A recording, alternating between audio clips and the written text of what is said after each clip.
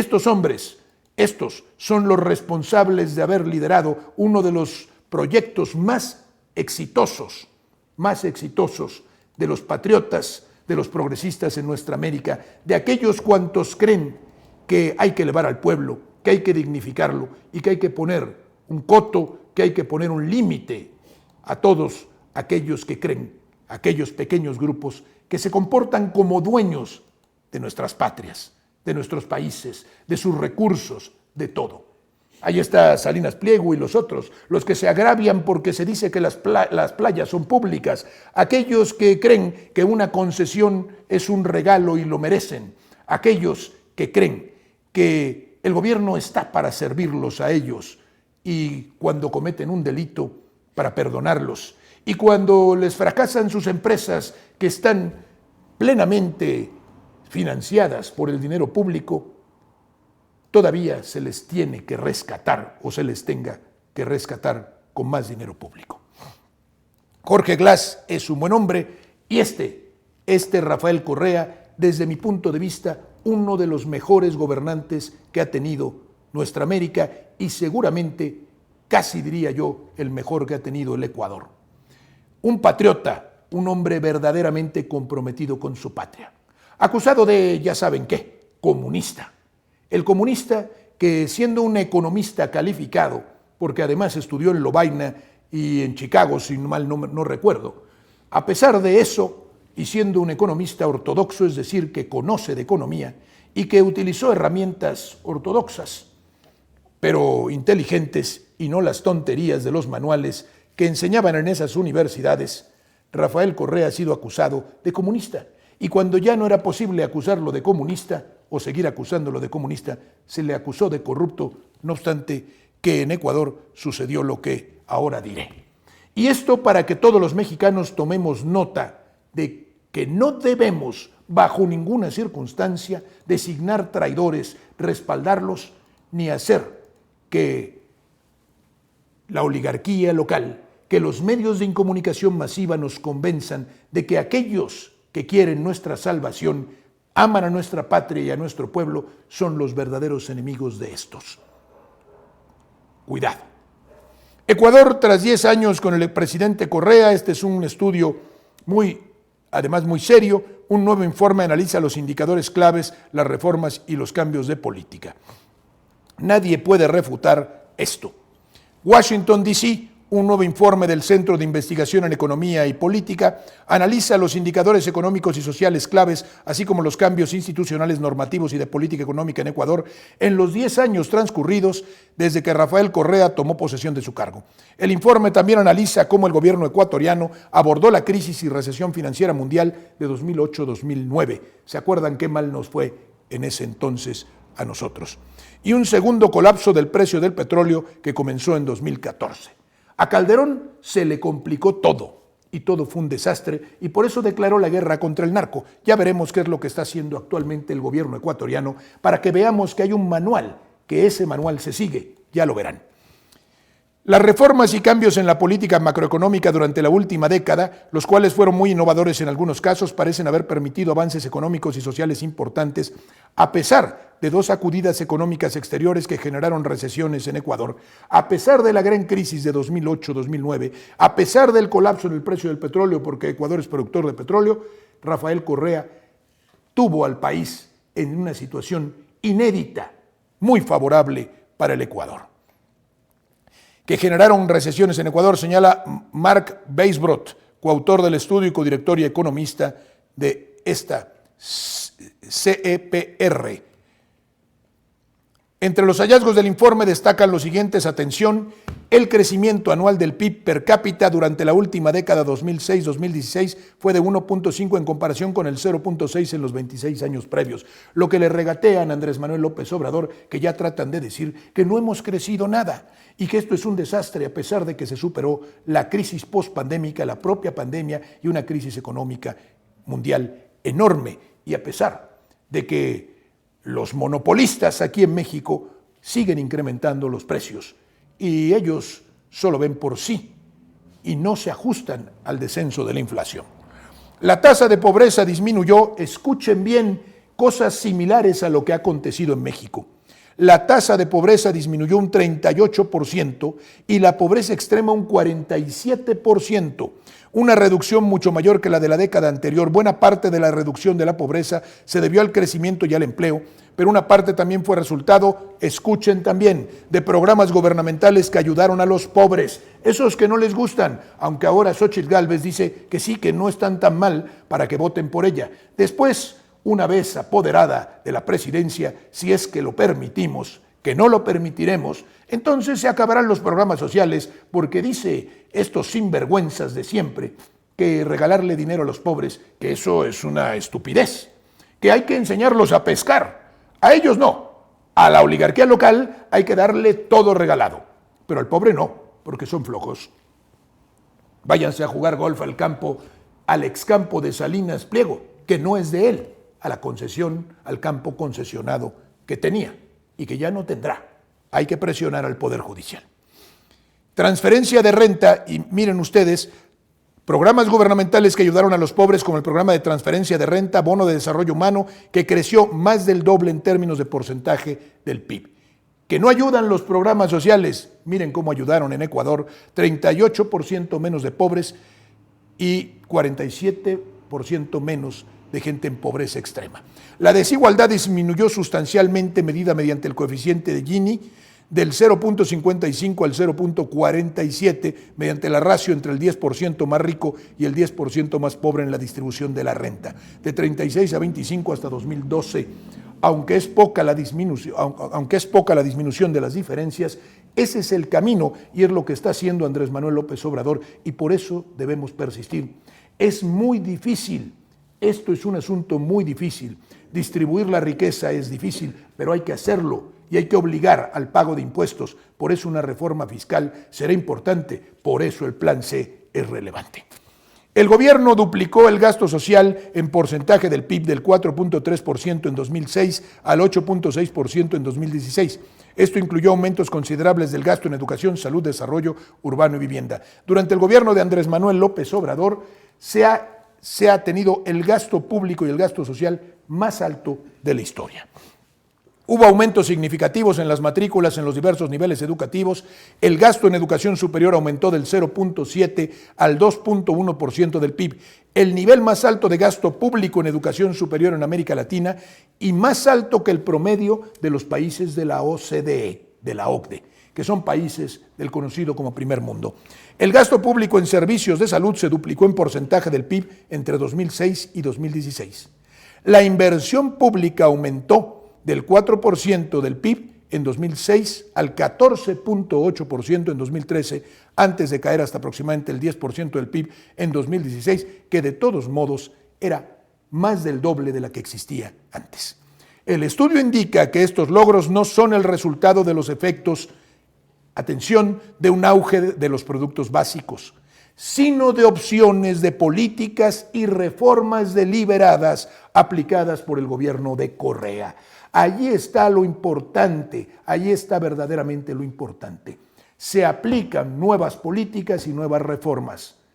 Necesario hacer, por ejemplo, las reformas que desmonten las tropelías de las llamadas reformas estructurales del mal llamado Pacto por México, que fue en contra de México.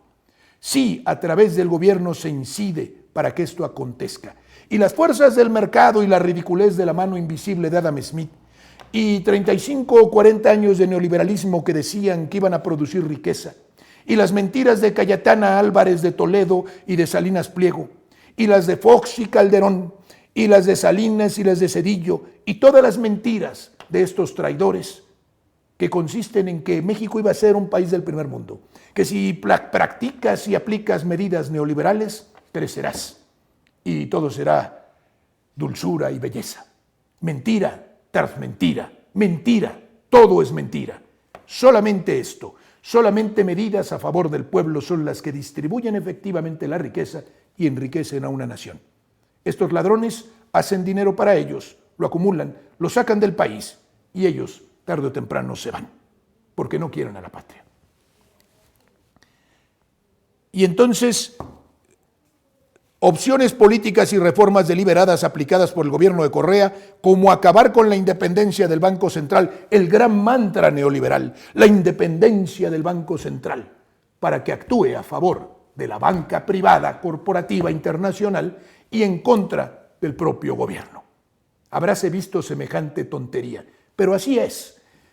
Y hay que seguir caminando con este dogma, esta mentira dogmática de la economía monetarista, financiarista o financierista, que no verdadera economía, sino finanzas, de que el Banco Central tiene que ser autónomo.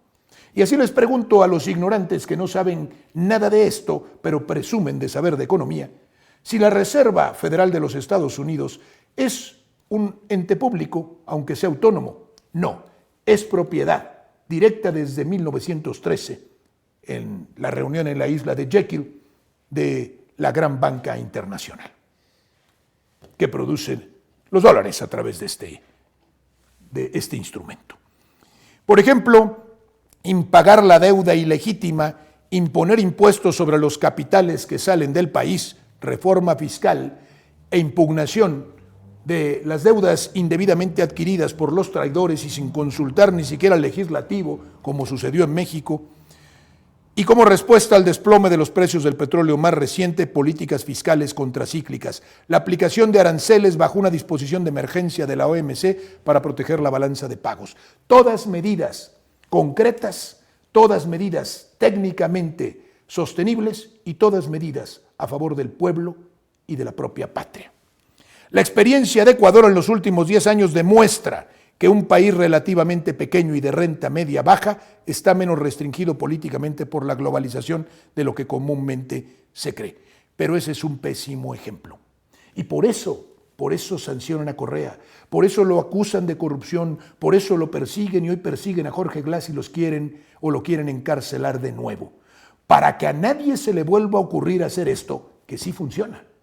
Y sigan ellos sosteniendo la gran mentira de que el neoliberalismo es una maravilla, que es la misma doctrina que sostiene la ínclita Xóchitl Gálvez, que seguramente no se ha enterado de nada, no sabe nada, pero alrededor tiene a los pillos de siempre que dicen: estos 6 años fueron terribles para nosotros, que el pueblo mexicano se olvide de ellos y queden en la historia como algo que fuera un sueño, que hubiera sido solamente un sueño, y retomemos el saqueo.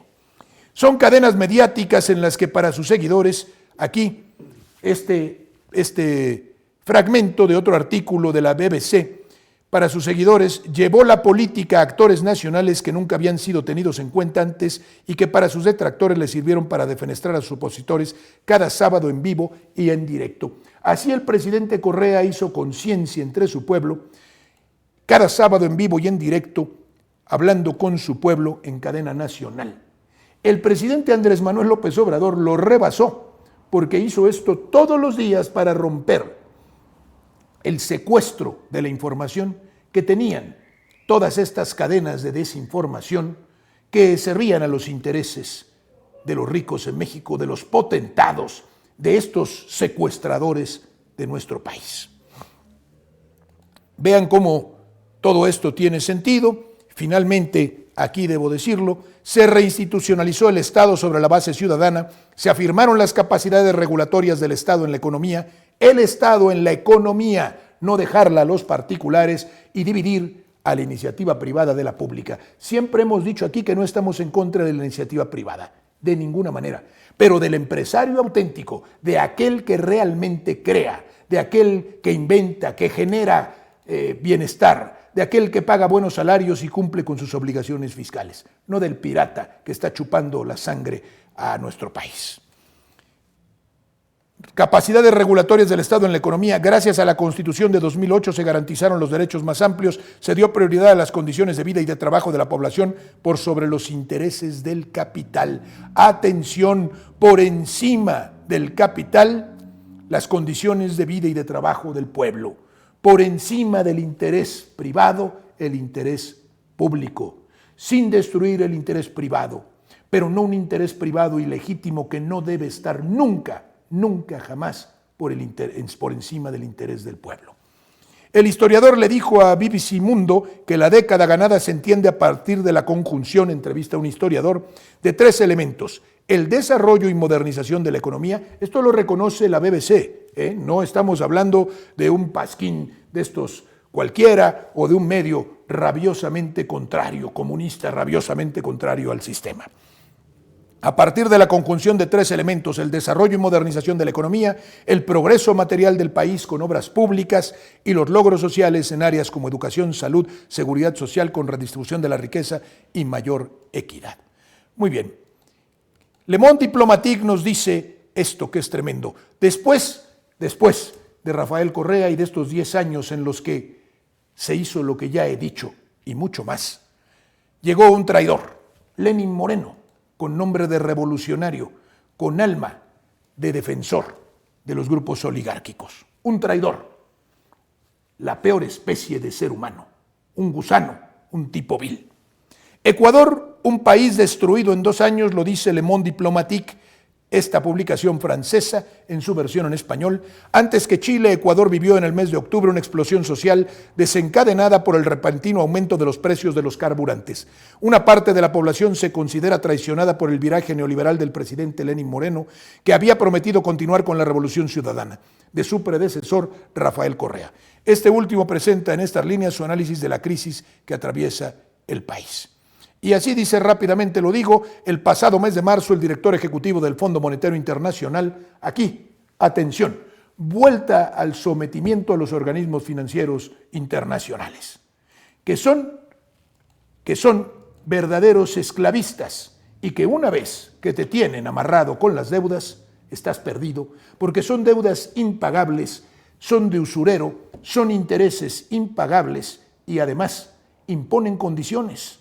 Esas condiciones pasan por la privatización, por apoderarse de los políticos y de la política y decir cómo debe gobernarse el país, hasta meterse en asuntos de cómo debe llevarse a cabo la política en materia de sanidad, en materia de educación, etc. Hasta regular las conciencias, lo que ve la gente, lo que no ve, a arrojar la libertad y constituirse en amos y señores de un país carente de soberanía, porque ya no decide sobre sí. El pasado mes de marzo, el director ejecutivo del Fondo Monetario Internacional aprobó su 14º acuerdo con Ecuador, el cual impone una serie de condicionamientos y reformas, condicionamientos siempre, y las reformas estructurales de aquellas que el propio Fondo Monetario Internacional y el resto de los organismos financieros internacionales y también la gran banca corporativa imponen a los deudores.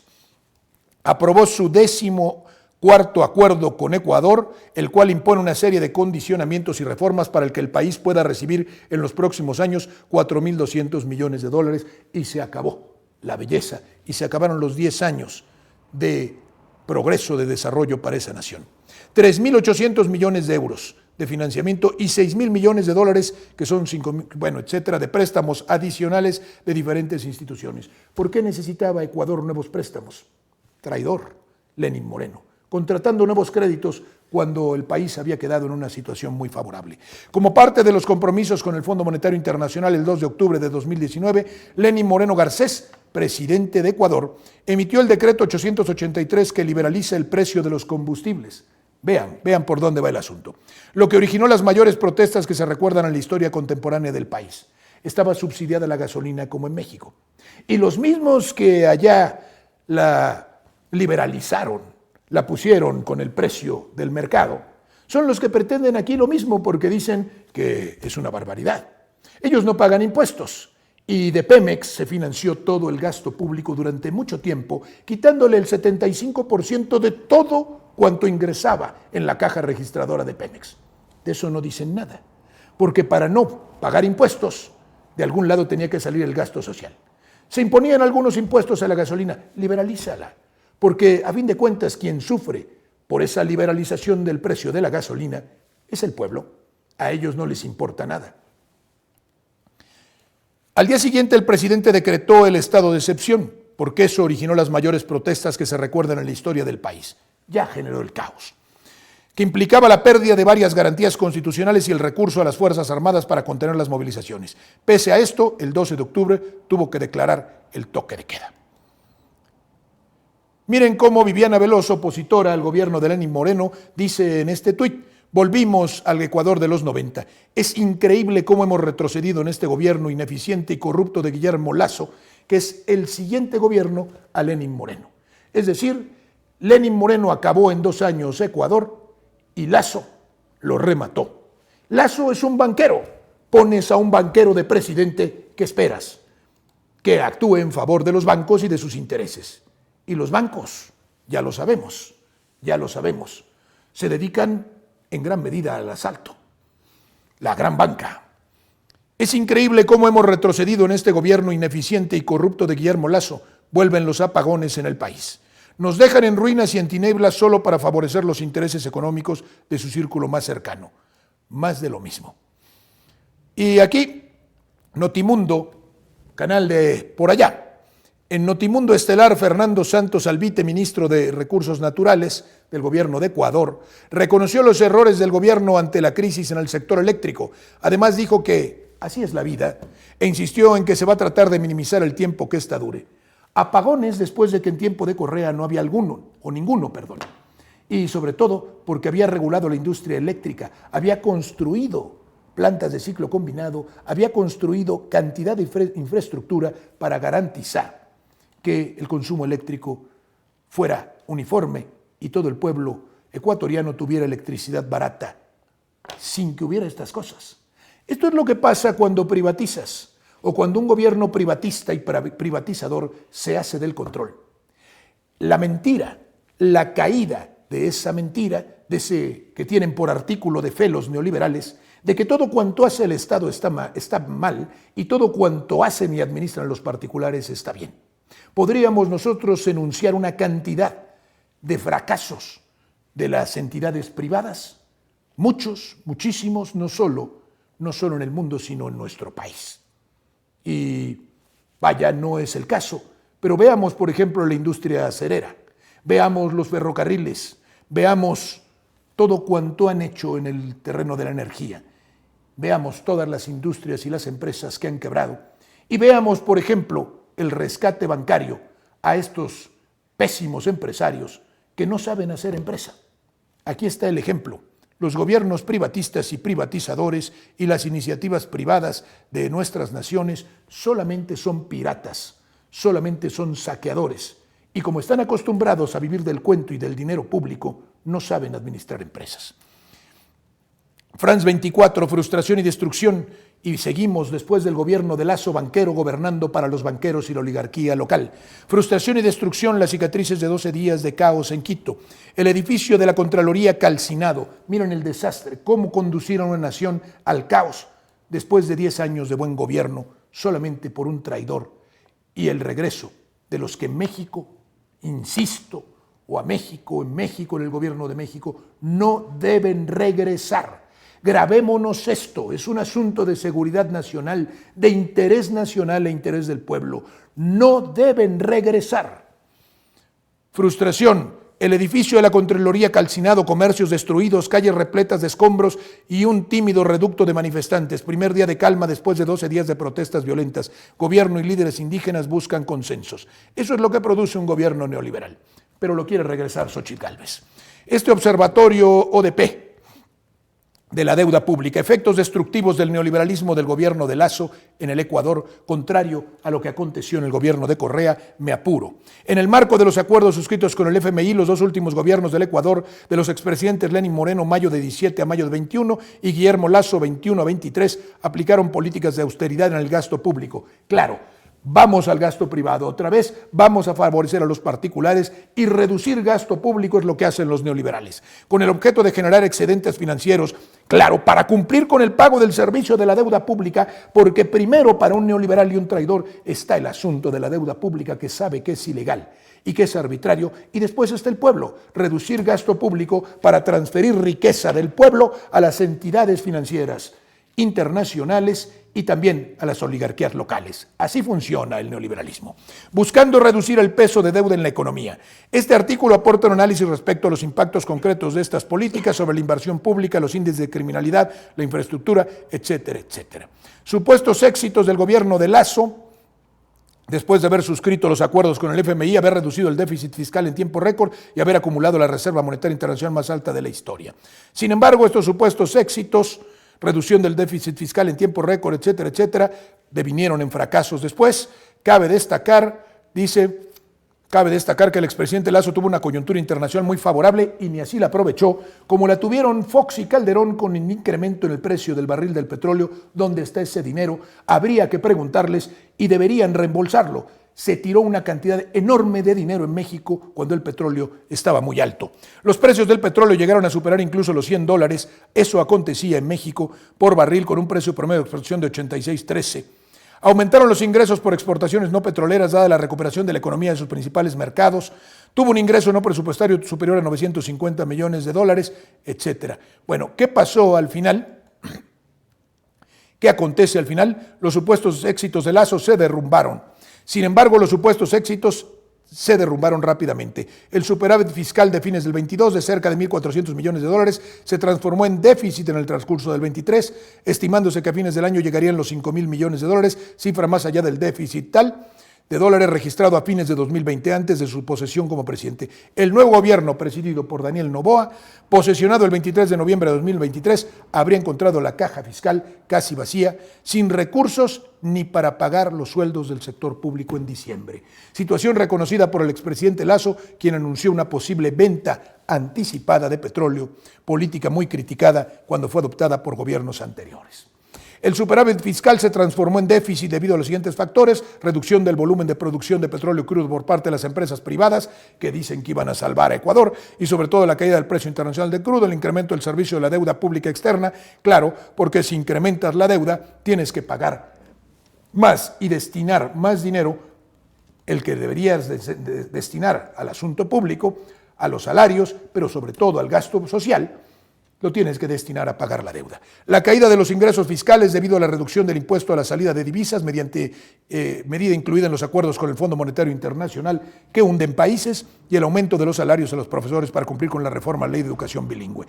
Por su parte, la Reserva Internacional, que llegó a 9.226 millones, descendió a 8.458 y luego en 10 meses a 6.007 millones, una pérdida de reservas de 2.451, equivalente al 29%. Recordemos que México está extraordinariamente bien en reservas, que son indicadores macroeconómicos y no lo reconoce la oposición. El incremento del servicio de la deuda pública externa debido a la elevación de las tasas de interés internacionales, la caída de los ingresos fiscales debido a la reducción del impuesto a la salida de divisas, porque ¿cómo vamos a grabar, como lo hacía Correa, a los potentados que sacan su dinero del país? No, que lo saquen libremente, que nos saqueen, total, no importa, hay que favorecerlos. El aumento de los salarios de profesores, que ya lo dijimos, en fin, y ya, esto lo pusimos, el superávit se transformó en déficit.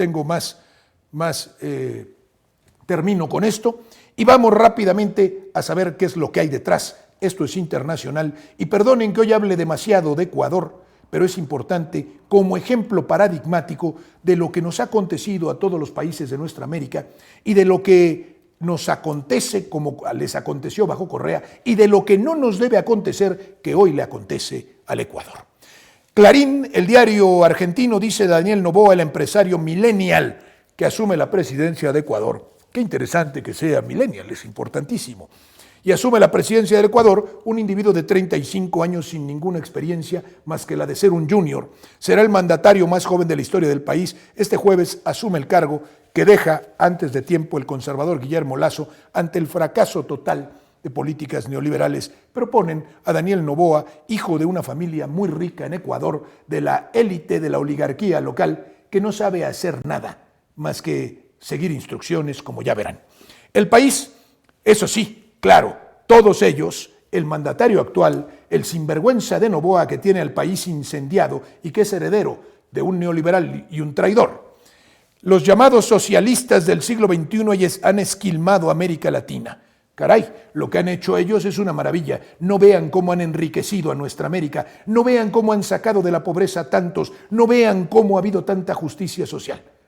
No vean cómo se ha distribuido el ingreso y cómo nuestras naciones están a punto de ser naciones del primer mundo. Mentirosos, falsarios y traidores. El mandatario asegura que hay pruebas de que su antecesor Rafael Correa fue el instigador de las revueltas de octubre en el país. O sea, además de que destruyen un proyecto que ha favorecido a su país extraordinariamente, todavía cuando se les vienen las cosas encima porque ellos han hecho destrozos del país, acusan a aquel que tuvo al país bien de ser el instigador de protestas naturales contra lo que ellos están haciendo. Así funcionan. El país, Daniel Noboa decreta su primer estado de excepción en Ecuador ante la violencia. Todo se salió de control. Ante la grave crisis de seguridad, el presidente impone la medida que incluye toque de queda durante 2 meses, un día después de la fuga de José Adolfo Macías Villar, alias Fito, el criminal más peligroso del país. Verán ustedes cómo en Ecuador se está reeditando el gobierno de Calderón de México. Ya verán.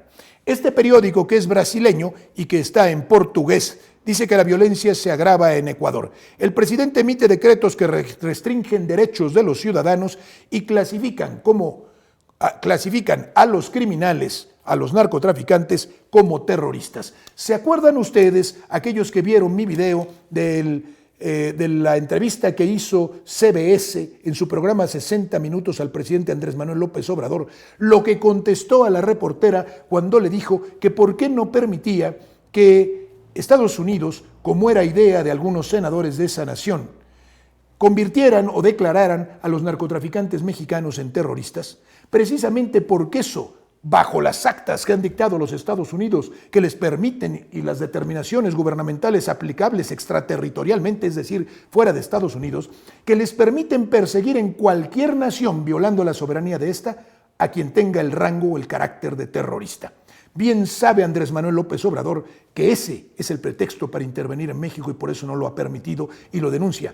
Pero este señor, este traidor de Noboa, no necesita que se lo digan los Estados Unidos. Él ya se adelantó y calificó de terroristas a los delincuentes, a los narcotraficantes, para permitir la entrada de Estados Unidos. Y ya verán cómo el mismo periódico brasileño, pero esta en su versión en español, en su edición en español, dice que la violencia en Ecuador es producto de la profundización neoliberal, según una socióloga, y es verdad.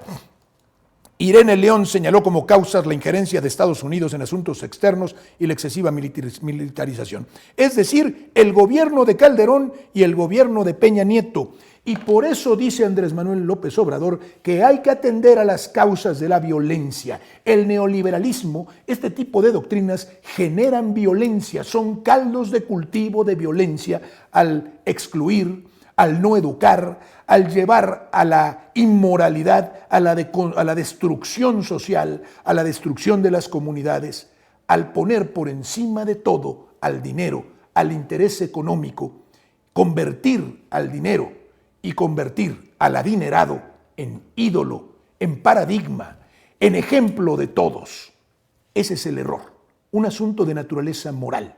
Atender a los jóvenes, atender a los pobres, es el neoliberalismo, es este modo de actuar y de pensar el que produce mucha violencia.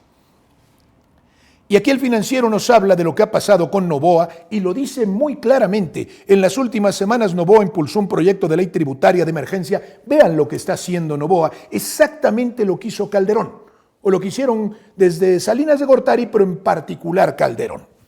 ¿Y se acuerdan cuando incrementaron el IVA en México? En estas últimas semanas, Noboa impulsó un proyecto de ley tributaria de emergencia que aumentó el impuesto al valor agregado en 3 puntos porcentuales al 15%. ¿Quiénes incrementaron el IVA en México sino los panistas y los priistas? ¿Quiénes insistieron muchísimo que los alimentos y las medicinas fueran gravadas con IVA y de buen porcentaje? Sino ellos, los neoliberales. Medidas idénticas. ¿Quién las dicta? ¿Quién las dicta? Es el asunto. ¿A quién se obedece?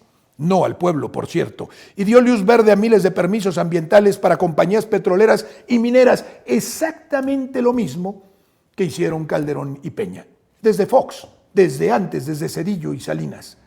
¿Qué pasó? Luz verde a miles de permisos ambientales para compañías petroleras y mineras, la entrega del territorio nacional que aquí también hicieron los neoliberales y de los recursos naturales nacionales.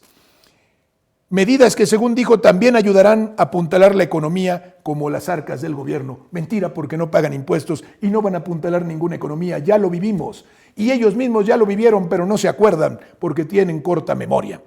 También planea reducir los subsidios a la gasolina y liberalizar el mercado laboral para hacerlo más amigable para los empleadores. Claro, amigable, esa palabreja para los empleadores, pero no favorable para los trabajadores, sino hacer flexible, es decir, reformar las leyes laborales en detrimento de los trabajadores, como también se hizo aquí.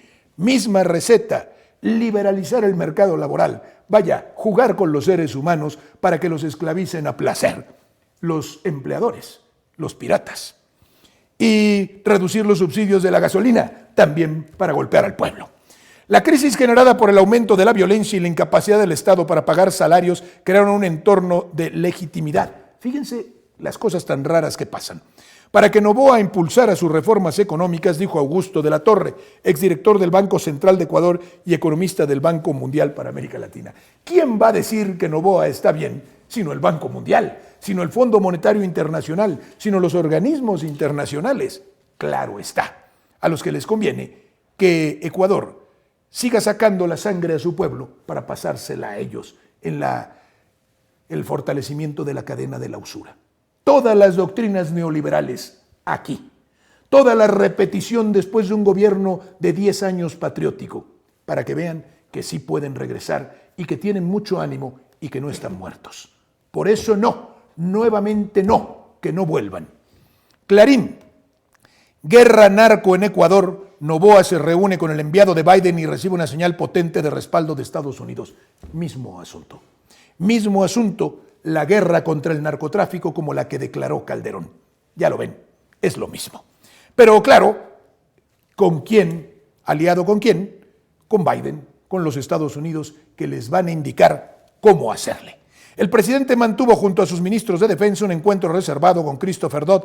Además del narcotráfico, se habrían tratado temas económicos y de migración. Se acabó la soberanía. Quien gobierna el Ecuador es Estados Unidos. Por eso Noboa se atrevió a entrar a la embajada mexicana a sacar a Glass de allí. Si no tuviera la protección de Estados Unidos, si no fueran sus amos, sus jefes, no lo habría hecho. Aquí está la aclaración del misterio. Guerra contra el narco. Muy bien. Y lo va a respaldar Estados Unidos mandándole las armas de Rápido y Furioso, inundando a Ecuador de lo mismo y produciendo violencia como la que ya vivimos aquí. Por eso no a los neoliberales, por eso no a los traidores, por eso no a la oligarquía antipatriótica. Infobae, el plan conjunto de seguridad entre Ecuador y Estados Unidos durará 5 años. Ahí viene lo que ya vivimos. La jefa del Comando Sur es esta sinvergüenza Laura Richardson, que se anda paseando por todas nuestras naciones para exigirnos que como patrio trasero que somos, como solos proveedores de materia prima y como dueños que son ellos de nuestro territorio, nuestras vidas y nuestros recursos, debemos solamente existir para servirlos a ellos. Habló sobre las acciones en materia de seguridad que Estados Unidos quiere implementar en el país. Y ahí está el traidor saludando a Laura Richardson y al otro funcionario norteamericano. Otro traidor, pero de lejos, de largo y un verdadero cínico. Javier Milei está arrastrando a Argentina y a muchas otras naciones al infierno. Y va, además, con muchos jovenzuelos ignorantes y mucha gente que no tiene conciencia, de ahí la importancia de la conciencia, a ejecutar la doctrina Monroe en la Argentina y en nuestra América. Aquella de América para los americanos del norte, de muy al norte, los estadounidenses. Aquella doctrina imperialista que provocó invasión de México y despojo del 50% de su territorio, invasiones en todas las naciones, golpes de Estado, destrucción sin cuento y apoderamiento de todo cuanto es nuestro.